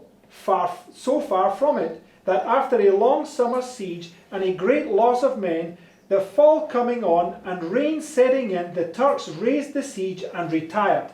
The empire was now left in peace. One would be almost inclined to think the word of prophecy must now fail. So what does 1448, 1 year before 1449, mark? Also was markiert also 1448, das war ein Jahr vor 1449, was markiert das jetzt? 6 years. Time of peace, right? Eine Zeit des Friedens. So you have an attack on their greatest city, followed by a time of peace, leads you up to the end of the first war. Also wir haben also hier einen Angriff auf eine ihrer stärksten Städte und dann ziehen sie sich hier zurück und man hat eine Zeit des Friedens. There's also the rain that caused them to go. The rain setting in. It's also nice. Yes. Right, let's read the next Es war paragraph. auch der Regen, der einsetzte, was dazu führte, dass sie abzogen. Das ist auch ein schöner Gedanke. Nächster Absatz. But the time came and the word of God was confirmed by the event. John Palaeologus, emperor of Constantinople, was dead, and his brother Constantine Decosis would not venture to ascend the throne without permission of Amurath, the Turkish sultan. He sent ambassadors to ask his consent before he presumed to call himself sovereign. This happened AD 1449. This shameful proceeding seemed to presage the approaching downfall of the empire. Ducas, the historian, counts John Palaeologus for the last Greek emperor, without doubt, because he did not consider as such a prince who had not dared to reign without permission of his enemy. Right? So we know Sister White says that when Decosis ascended the throne, it marks the very time specified, right? Also man sieht ja, also wenn jetzt hier Deikosis den Thron besteigt, das markiert dann genau die Zeit, die auch in der Prophetie markiert ist. And it marks the beginning of the second war, right? Das markiert dann auch den Beginn der zweiten Wehe. And the second war is where they're now allowed to kill, right? Und in der zweiten Wehe wird ihnen jetzt die Erlaubnis erteilt zu töten. Okay. Revelation 9:12 Gehen wir jetzt zu Offenbarung 9, Vers 12. says, "One war is past, and behold, there come 2 wars more hereafter." And I want us to see that the second war is also, like the sixth seal, typifying the second coming of Christ. Und auch die zweite Wehe, genauso wie das 6. Siegel, schattet hier die Wiederkunft Christi voraus. Because prior to the sixth seal, there's a time of peace. Prior to the second war, there's a time of peace, Denn right? vor dem 6. Siegel findet eine Zeit des Friedens statt und vor der zweiten Wehe findet ebenso eine Zeit des Friedens statt. Verse 13. Dann gehen wir jetzt Offenbarung 9, Vers 13. And the sixth angel sounded, and I heard a voice from the 4 horns of the golden altar which is before God, saying to the sixth angel which had the trumpet, "Loose the 4 angels which are bound in the great river Euphrates." And the 4 angels were loosed. So what's been marked here? Und was wird hier markiert? 4 winds are loosed, right? Vers 14 gelesen, 4 Winde werden hier gelöst. Where were they loosed? Und wo wurden sie gelöst? The great river Euphrates, right? Beim großen Euphratstrom. So go to the 7 last plagues in Revelation 16. Gehen wir jetzt zu den 7 letzten Plagen in Offenbarung 16. So you have the 6th seal sounded here, you have the 6th trumpet sounded here, and now we're going to go to the 6th plague. Und das 6. Siegel, was hier markiert ist, und die 6. Posaune, die hier erschallt. Und jetzt kommen wir zur 6. Plage. And the 6th angel poured out his vial upon the great river Euphrates, Das ist Offenbarung 16, Vers 12. and the water thereof was dried up, that the way of the kings of the east might be prepared. And I saw 3 unclean spirits like frogs come out of the mouth of the dragon, out of the mouth of the beast, and out of the mouth of the false prophet. For they are spirits of devils working miracles, which go forth unto the kings of the earth and the whole world, to gather them to the battle of that great day of God Almighty. Behold, I come as a thief. Blessed is he that watcheth and keepeth his garments, lest he walk naked and they see his shame. What did it tell us we have to do here? Bis Vers 15 haben wir gelesen. Was wird uns hier gesagt? Was sollen wir hier tun? Your garments. Keep your garments spotless. Haltet Right? eure Kleider rein. Brothers and sisters, this waymark right here is going to typify the 7 last plagues, Christ's coming, right? Diese Wegmarke hier, sie schattet die 7 letzten Plagen voraus, das Kommen Christi. This final test, right, when you have to stand before those kings and you're going to face death, is typifying the 7 last plagues. Deswegen dieser finale Test, wenn du vor diesen König stehen musst und dem Tod ins Angesicht schaust, das schattet die 7 letzten Plagen voraus. Okay? Is there a death decree in the 7 last plagues? Gibt es ein Todesdekret in den 7 letzten Plagen? Yes. Right? Ja. All these things that are prepared, they're preparing us to be the 144,000 and stand in that time, right? All diese Dinge, die also hier wir durchleben müssen, sie bereiten uns letztendlich vor, dann in diesen 7 letzten Plagen bestehen zu können. When you go to Revelation 9 and verse 16, right? Wenn du zu Offenbarung 9, Vers 16 kommst, It says, and I heard the number of them. It's talking about the number of their horses, right? da sagt Johannes, und ich hörte ihre Anzahl, das ist die Anzahl ihrer Pferde. What's that parallel to? Und wozu steht das parallel? Where do we see a parallel to that? Wo sehen wir dazu eine Parallele? The 144,000. I says, I heard the number of them. Eine Parallele zu den 144.000, denn da sagte Johannes auch, ich hörte ihre Anzahl. So the number of Satan's army there is being parallel to the number of God's army, right? Deswegen die Anzahl von Satans Armee hier wird dann parallel gesetzt mit der Anzahl von Gottes Armee. Because it says, Christ Object Lessons 4:1-2 says, when the cry goes out at midnight, it's the close of human probation. Christi Gleichnis 412 sagt ja, wenn der Ruf zur Mitternacht ergeht, dann ist es auch das Ende der Gnadenzeit für die Menschheit. Okay, it's just been typified for this group in this time, right? Das wird ja hier vom Prinzip dann einfach nur vorausgeschattet für diese Gruppe in dieser Zeit hier. So they're either going to be numbered as part of Satan's kingdom, or you're going to be numbered as part of God's kingdom. When you get here, you've either got the wedding garment on, or you've not. Deswegen, du wirst hier entweder zu denjenigen gezählt werden, die Satans Armee sind, oder zu denjenigen gezählt werden, die Christi Armee sind. Entweder hast du das Hochzeitsgewand hier an oder eben nicht. So when Christ is leading them out a little way here, Also wenn Christus sich hier einen kleinen Weg hinausführt, what's at the end of the path? was ist am Ende dieses Pfades? The city. Das ist die Stadt. You're to flee here to where? Du musst hier flüchten, wohin? To the city. Not the old Jerusalem, to the new Jerusalem, Zur right? Stadt, nicht das alte Jerusalem, sondern das neue. The refuge city, the ark, right? It's representing the city, right? Die Zufluchtsstadt, die Arche, das stellt diese Stadt dar.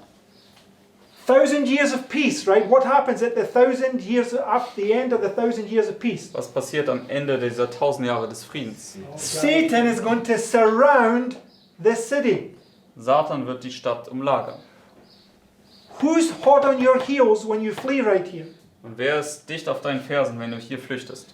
The destroying angel, Der right? zerstörerische Engel. And if you're not in that city, he's going to destroy you, right? Wenn du hier nicht in der Stadt bist, dann wird er dich zerstören.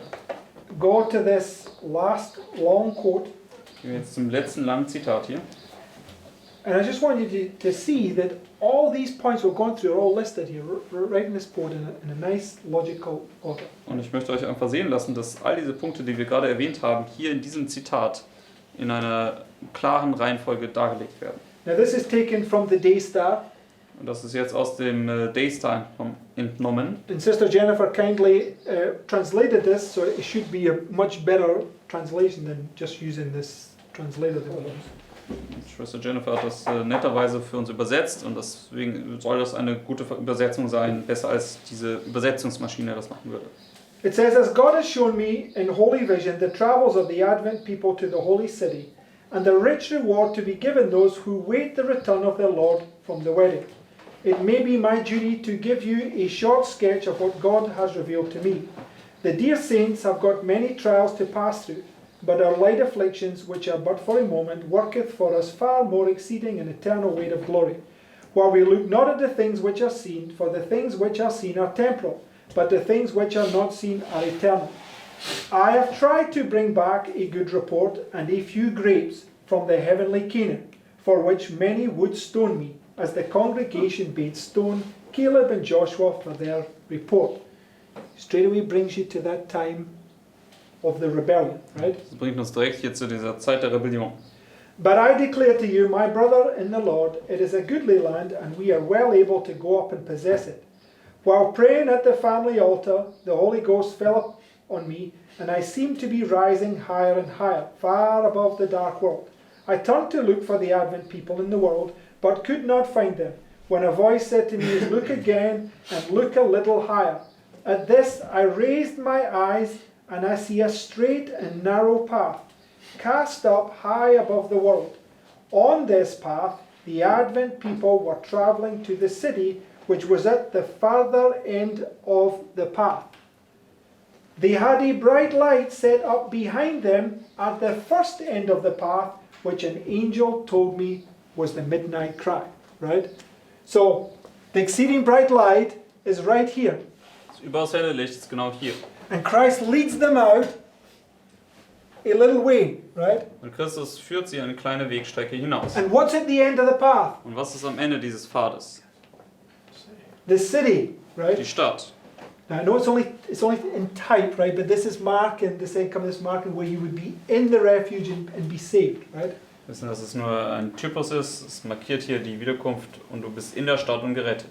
So the chasm experience is the experience that the 144,000 will go through during the 7 last plagues, right? Die Klufterfahrung ist nichts anderes als die Erfahrung, durch die die 144.000 während den 7 letzten Plagen hindurchgehen müssen. Typified at the midnight cry. Vorausgestattet durch den Mitternachtsruf. Okay. This light shone all along the path and gave light for their feet so that they might not stumble. And if they kept their eyes fixed on Jesus, right? That's what we read in the vision. Christ led them out a little way and they had to keep their eyes fixed on him, right? Und das haben wir ja eben auch in der anderen Vision gesehen. Christus hat sie diese kleine Wegstrecke hinausgeführt und sie mussten ihre Augen auf Christus gerichtet halten. Leading them to the city, they were safe. But soon some grew weary and said the city was a great way off, and they expected to have entered it before. Then Jesus would encourage them by raising his glorious right arm, and from his arm came a glorious light which waved over the Advent band, and they shouted, Hallelujah! Exactly same vision, right? Also wirklich genau dieselbe Vision. Others rashly denied the light behind them and said that it was not God that had led them out so far.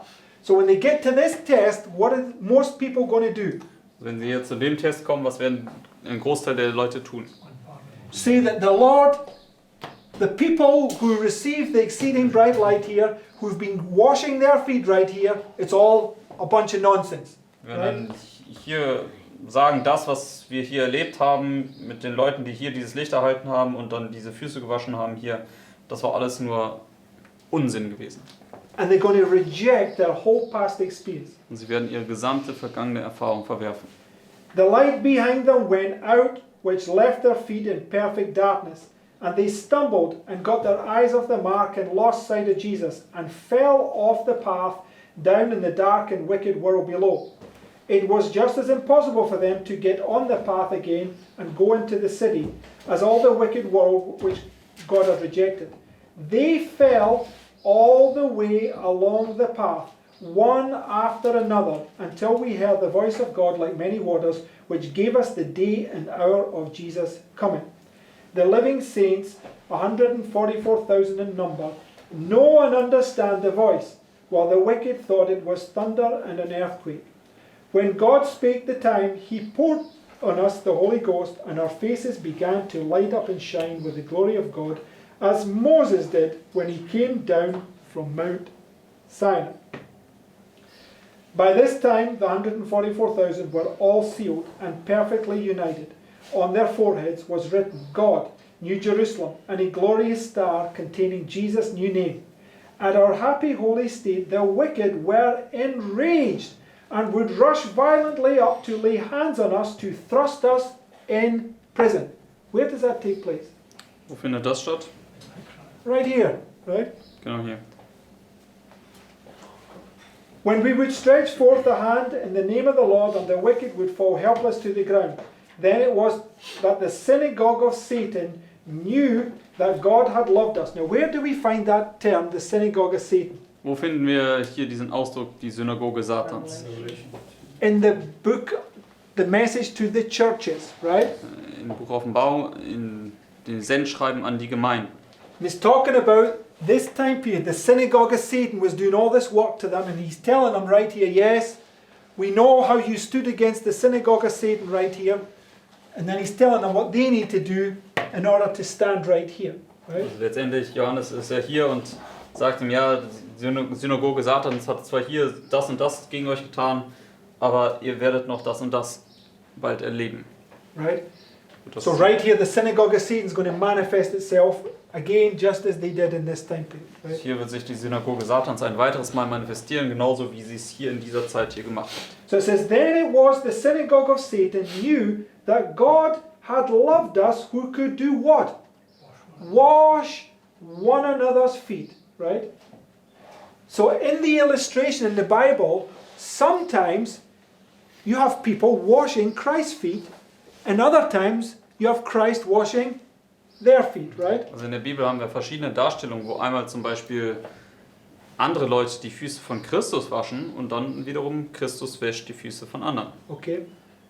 But it's marking this experience that you're both going to be washing one another's feet. It's this humility that everybody is going to partake of that come closer to Christ. Markiert aber letztendlich ja, dieses demütige Handeln, dass wir gegenseitig uns die Füße waschen werden und wir alle sozusagen eng miteinander zusammenwachsen werden. It says, and had loved us who could wash one another's feet and salute the holy brethren with a holy kiss, and they worshipped at our feet. Soon our eyes were drawn to the east, for a small black cloud had appeared about half as large as a man's hand, which we all knew was the sign of the Son of Man.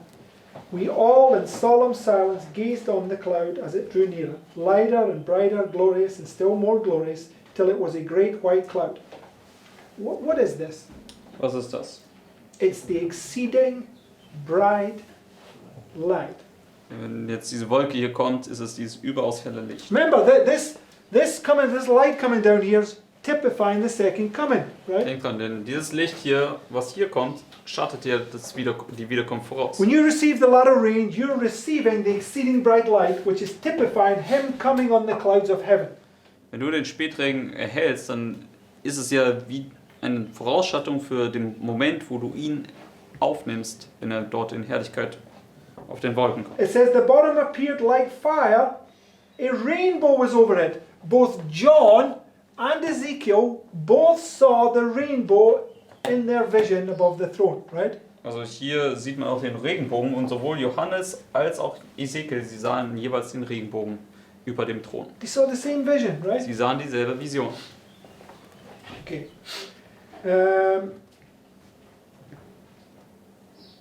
And around the cloud were 10,000 angels singing a most lovely song. And on it sat the Son of Man. On his head were crowns. His hair was white and curly and lay on his shoulders. His feet had the appearance of fire. In his right hand was a sharp sickle. And just quick point. Go to Daniel 7. Gehen wir zu Daniel 7. You can see this right there.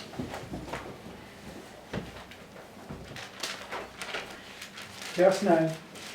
Daniel 7, Vers 9.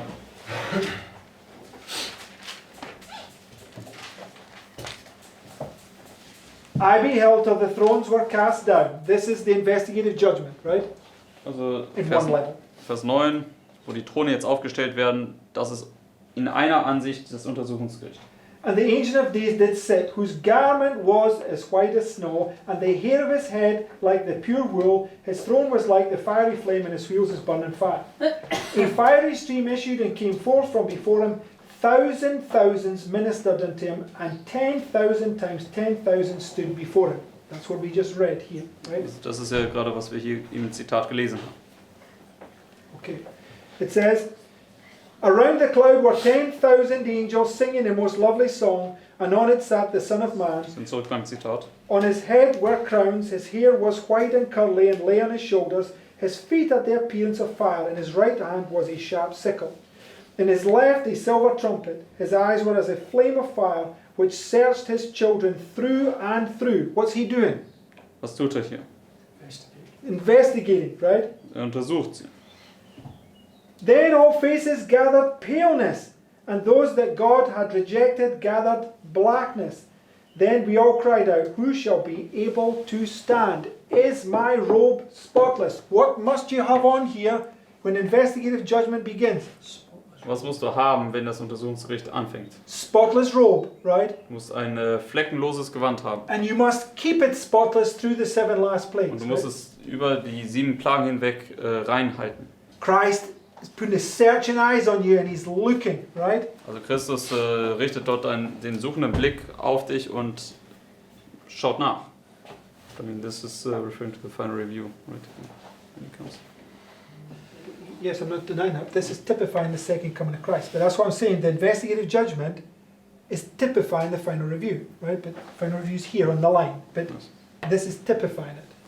Also das Untersuchungsgericht hier schattet ja die finale Untersuchung hier voraus.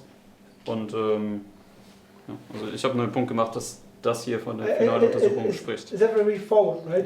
Kann jeder The soweit folgen. investigative judgment on October 22nd typified the second coming, which is right here, right? Das Untersuchungsgericht am 22. Oktober schattete die Wiederkunft hier voraus.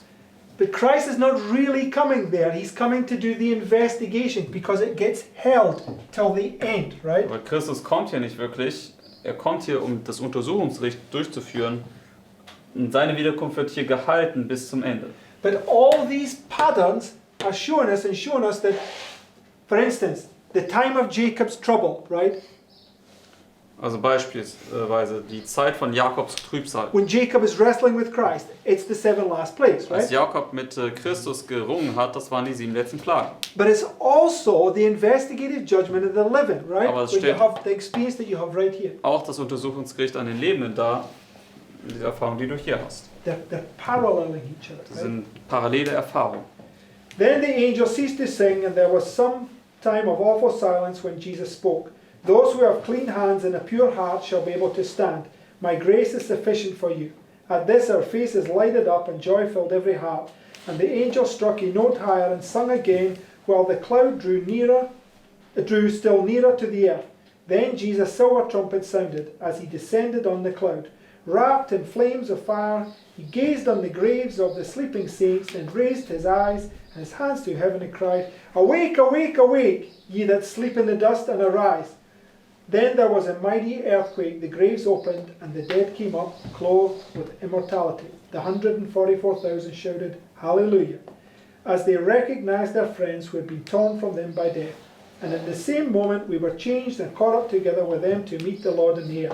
We all entered the cloud together and were 7 days ascending to the sea of glass. Right? So, this is all typifying the 9th hour, right? Also das schattet alles die 9. Stunde voraus. So let's just put the 9th hour right here. Lass uns die 9. Stunde hier hinsetzen. And how many days does the little time of peace mark? Und wie viele Tage stellt diese kleine Zeit des Friedens hier dar? 7 days, right? 7 Tage. 7 days getting on the ark, right? 7 Tage, wie sie auf die Arche kommen. Lots of illustrations. So you have this 7 days, right? Und diese 7 Tage. But it's marking the second coming, right? Das markiert hier das zweite Kommen. Which is typified by this second coming, Das ist vorausgeschattet durch dieses zweite Kommen. right? And then you have 1,000 years of peace, Und right? dann haben wir diese 1000 Jahre des Friedens. Right? So line upon line, it's showing you all these symbols, right? Linie auf Linie zeigt uns all diese Symbole hier. Okay.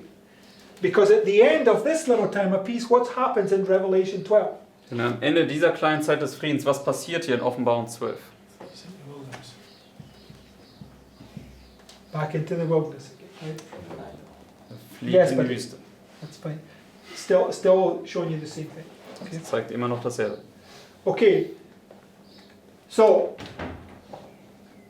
I'm hoping that you're slowly starting to grasp these things. Ich right? hoffe, dass ihr langsam, aber sicher anfängt, diese Dinge zu verstehen. But one thing is for absolute certain, you will never grasp it unless you pick up a pen and paper or go to a board and draw them out for yourself and study them and pray and let the Lord impress it upon your mind. Aber eine Sache ist sicher, dass du wirst das nie wirklich verstehen können, wenn du nicht selbst anfängst, einen Stift zu nehmen und es auf dem Papier dann selbst nachzuzeichnen und zu versuchen, das dann zu verstehen und den Herrn natürlich auch um Verständnis zu bitten.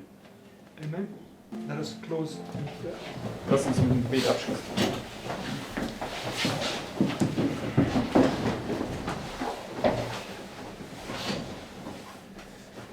Dear Heavenly Father, Lieber himmlischer Vater, Lord, we want to thank you for revealing to us all these wondrous things. ja, wir möchten dir danken, dass du uns all diese wunderbaren Dinge offenbarst.